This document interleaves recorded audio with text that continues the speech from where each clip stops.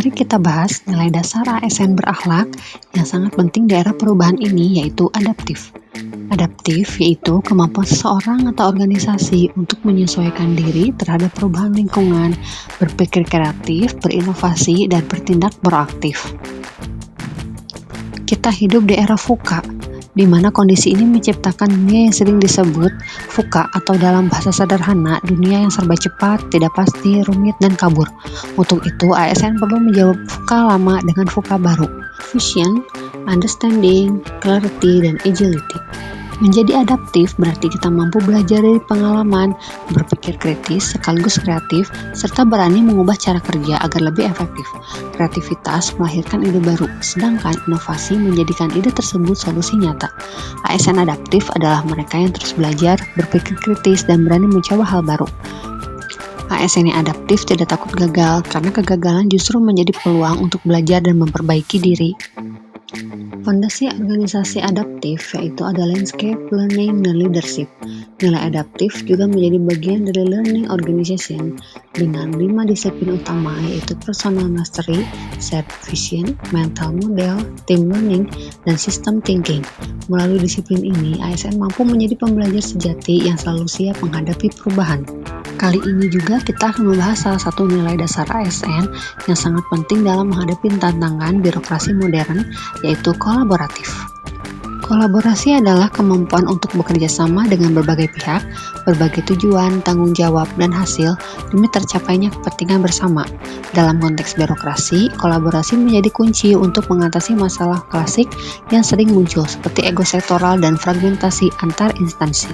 Melalui kolaborasi, kita dapat membangun tata kelola pemerintahan yang adaptif, integratif, dan berorientasi hasil. Apa itu collaborative governance? Collaborative governance adalah kolaborasi terjadi ketika lembaga pemerintah bekerja sama dengan masyarakat, dunia usaha, akademisi, dan pemangku kepentingan lainnya untuk mengambil keputusan secara terbuka dan berbasis konsensus.